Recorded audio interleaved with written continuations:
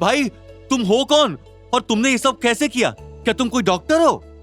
तभी गौतम ने कहा, अरे नहीं भाई, मैं कोई डॉक्टर नहीं हूँ, बस मुझे तकनीक पता है और आखिरकार ये एक बच्चे की जिंदगी का सवाल था, तो मुझे तो उसे बचाना ही था ना। ऐसा कहकर गौतम मुस्कुराया और उसने बच्चे के सिर पर हाथ रखा और वहां से निकल ही रहा था कि तभी उसकी नजर अपने सामने खड़ी एक खूबसूरत लड़की पर पड़ी और गौतम को इस तरह घूरते हुए उस लड़की ने अपने साथ खड़े एक बूढ़े आदमी के कान में कुछ खुसफुसाया, जिसके बाद वो बूढ़ा आदमी भी गौतम को हैरानी भरी नजरों से देखने लगा। गौतम को यह सब अजीब तो लगा, लेकिन तभी उसके फोन पर घंटी बजी। उसने बोला, जी डैडी जी बोलिए। तभी सामने से अनिल की आवाज आई और वो बोला, अरे गौतम, ये तुम्हारी सास ने फिर से घर में हंगामा शुरू कर दिया है। तुम लोग कहाँ हो? जल्दी से जल्दी घर पहुंचो, मैं अकेले इसे बिल्कुल नहीं संभाल सकता। तभी पीछे से गीता के चिल्लाने की आवाज आने लगी, अरे तुम क्या संभालोगे मेरे को? मैं तुम लोगों को बताऊंगी। बैकग्राउंड में गीता की आवाज आ ही रही थी कि अनिल बोला, देखा गौतम किस तरीके से चिल्ला रही है? मुझे लगता है कि इसका दिमागी संतुलन बिगड़ गया है। तुम लोग जल्दी से जल्दी घर आ जाओ, क्योंकि अकेला इसको संभालना मेरे बस की बात नहीं है। इससे पहले कि कोई अनहोनी हो, फौरन अवनी को लेकर घर आओ। गौतम हड़बड़ी में अवनी के पास पहुंचा और उसने अवनी को गाड़ी में बिठाया और उसे पानी दिया। उसके बाद गौतम ने बोला, कैसी रही तुम्हारी मीटिंग? बात पक्की हो गई ना? गौतम अवनी को बिना वजह परेशान नहीं करना चाहता था, इसलिए उसने नदी के पास मिले हुए बच्चे के बारे में कुछ नहीं बताया। अवनी बहुत ही एक्साइटेड थी और उसका चेहरा देखकर गौतम समझ गया था कि बात पक्की हो चुकी है और अब सब कुछ अच्छा रहेगा।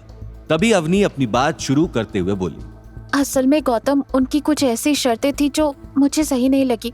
मतलब वो लोग ना कुछ ज्यादा ही जनरस थे। वो बहुत ज्यादा पैसा देना चाह रहे थे और मुझे फिलहाल इतने सारे पैसों की तो जरूरत ही नहीं थी, तो मैंने इन्वेस्टमेंट के लिए मना कर दिया। मैंने कहा कि अभी मैं छोटा सा स्टूडियो ही खोलना चाहूंगी। चलो कोई बात नहीं, देखा जाएगा जो होगा, मिलकर कुछ ना कुछ कर लेंगे। गौतम को अवनी पर बहुत नाज हुआ और उसने बोला, अवनी, मुझे नहीं पता था कि तुम अपने उसूलों की इतनी पक्की हो। तुम तो काफी समझदार हो। अवनी ने हंसते हुए कहा, बस करो, फिर ही तारीफें ही करते रहोगे या घर भी चलना है? गौतम घर का नाम सुनते ही परेशान हो गया और अवनी ने उसके चेहरे के एक्सप्रेशंस नोट किए और उसने कहा, क्या हुआ? घर की बात सुनते ही तुम्हारे चेहरे पर 12 क्यों बज गए? सब ठीक है ना? मॉम ठीक है?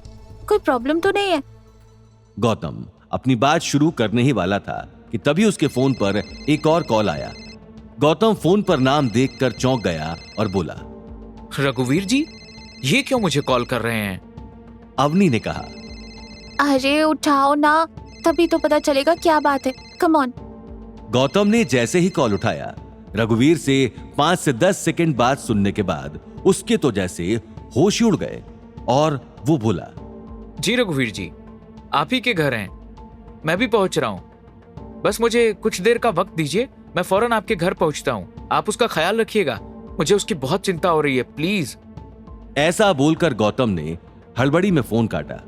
अवनी भी गौतम की बात सुनकर घबरा गई और उसने पूछा, क्या हो गया? कोई दिक्कत वाली बात तो नहीं है ना? कोई प्रॉब्लम हुई है क्या? तभी गौतम ने बिना सोचे बोला, वो शांतनु, असल में शांतनु की तबीयत कल रात को बहुत बिगड़ गई और रघुवीर जी कह रहे हैं शायद ये उसका आखिरी समय चल रहा है। मुझे जाना होगा। अगर मैं उससे आखिरी वक्त में ना मिल पाया तो मुझे जिंदगी भर इस बात का मलाल रहेगा। अवनी ने गौतम का हाथ पकड़ते हुए कहा, सिर्फ तुम ही नहीं, मैं भी जानना चाहती हूँ। आखिरकार ये सब मेरे घर वालों का ही तो किया धरा है, मुझे भी इसकी भरपाई करनी होगी।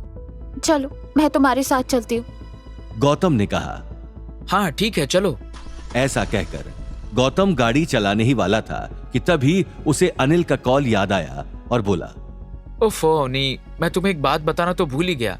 अभी मुझे कुछ ही देर पहले डैडी जी का कॉल आया था और मैं रघुवीर जी वाली बात से पहले वही तो बताने वाला था। जब तुम मुझे पूछ रही थी कि घर का नाम सुनते ही मेरे चेहरे पर 12 क्यों बज गए, असल में मम्मी जी ने घर में फिर से हंगामा मचा दिया है और मुझे उनकी आवाजें भी आ रही थी। वो बहुत जोर से चिल्ला रही थी। डैडी जी ने बोला है कि वो अकेले मम्मी जी को नहीं संभाल पा रहे हैं, उन्हें हमारी जरूरत है।